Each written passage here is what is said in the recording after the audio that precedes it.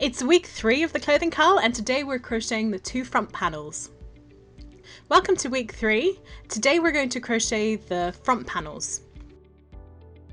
You obviously need to make 2 of these for the front of your cardigan, and it's important that the bottom is a bit narrower than the rest of the panel, and then the rest is worked in much the same way as the back panel. Until we get to the top where we need to decrease to shape the neckline. You'll crochet 2 identical front panels, and that's because there's no real right or wrong side to your work, thanks to the stitches we're using. That makes things quite a bit easier. So you'll decrease a number of rows in this main colour section, then continue in straight rows up to the shoulders. It might look a bit strange at the beginning with this rather sharp angle here, but we'll be adding a border down this side in week 5, and you'll see that it drapes really nicely around the neck in the end.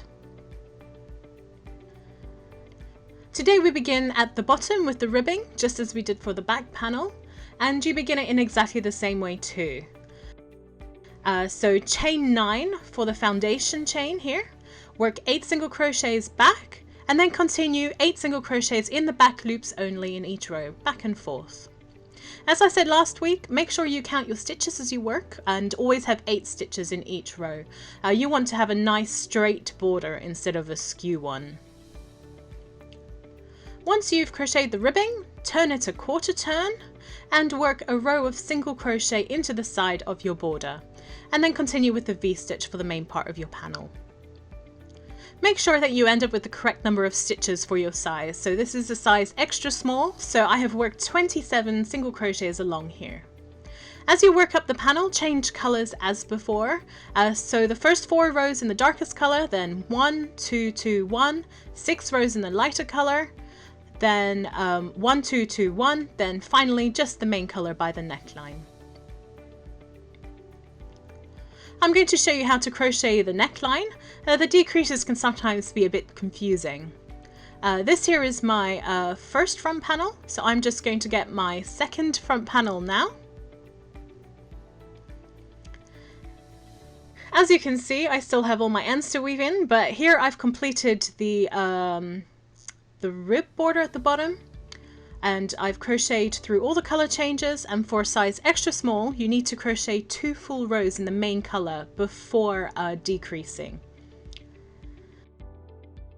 So check the pattern carefully for the number of rows you need to crochet in the main colour before the decrease. Now let's decrease together. As with all the main sections of the panels, we're going to use the larger crochet hook. Remember, you only use a smaller hook for the ribbing, so set it aside for now. So with our larger hook, let's start decreasing.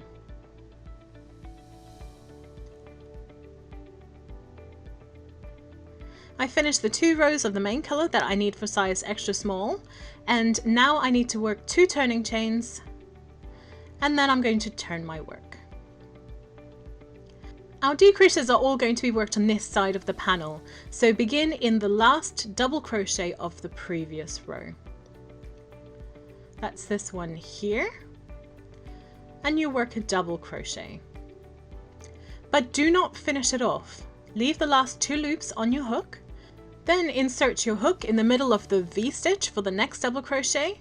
So pull up a loop, yarn over, pull through the 2 loops, and now you have 3 loops on your hook. So yarn over and pull through these last 3 loops. And that's my first decrease complete. Now a V-stitch always has 2 double crochets, so I need to work a second double crochet in there. And with the first decrease complete, just continue working as usual until the end of the row. At the end of the row, chain 2 and turn your work. And then work your V-stitch back to the other side until you reach the last V-stitch where you decreased before. So begin with a double crochet and then continue with the V-stitch as before. Meet me at the end of the row for the next step. I've now reached the final V-stitch from the previous row. In the previous row we worked the first double crochet and the first double crochet of the V-stitch together into a single stitch, meaning we still have a V-stitch here. But if we work the next 2 double crochets together in the middle of this V-stitch, let me show you what happens. So DC2 together, and then here you see there's this bit sticking out here which looks like a skip stitch and doesn't look great. So instead, place just 1 double crochet in the middle of the last V-stitch. So pull it up, but don't finish the stitch, and then place the 2nd double crochet at the top of the last stitch where you crocheted 2 together in the last row. So we yarn over, pull through 2 loops, yarn over, and pull through the last 3 loops. And there you go. You've worked the last V-stitch space and the last double crochet together. Chain 2 to turn. Turn your work. And now we once again need to decrease at the start of the row. You can see we have a double crochet here and a V-stitch. And just as we did the last time we worked in this direction, we work the first double crochet here and leave it unfinished, and then work the 2nd double crochet in the V-stitch space and finish them both together. Then we need another double crochet here to complete that V-stitch, and then carry on as usual until the end of the row.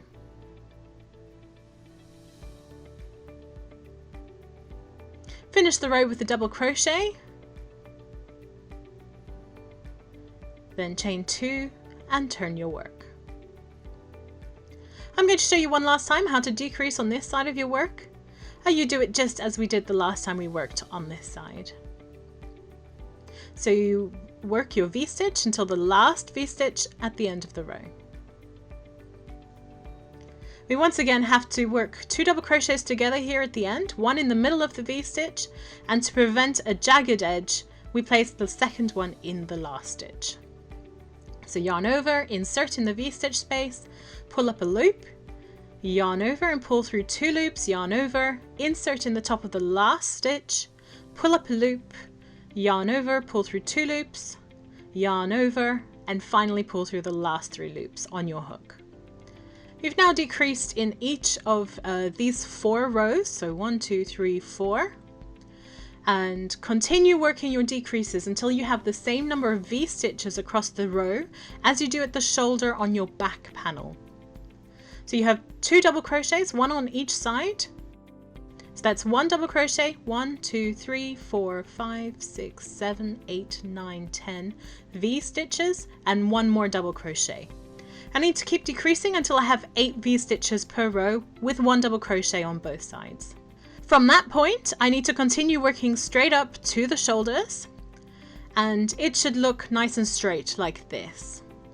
So check the pattern for the exact number of rows you need to crochet for your size. Once you've finished, fasten off at the top and weave in your ends.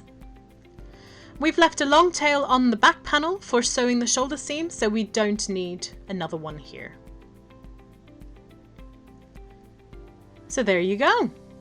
I've now crocheted the correct number of rows I need for my size, fastened off at the top, pulling the tail straight through my last stitch. And if you've got some spare time this week, go ahead and weave in the ends down the side of your panels. You don't need them, and it's best to get them out the way now so you're ready to seam your cardigan together in week 5. And that's it for this week. You now have 2 identical front panels. Set them aside for now, and next week we're going to be crocheting the sleeves. That's a wrap for week 3. Thanks for crocheting along. I'll see you next week for the sleeves.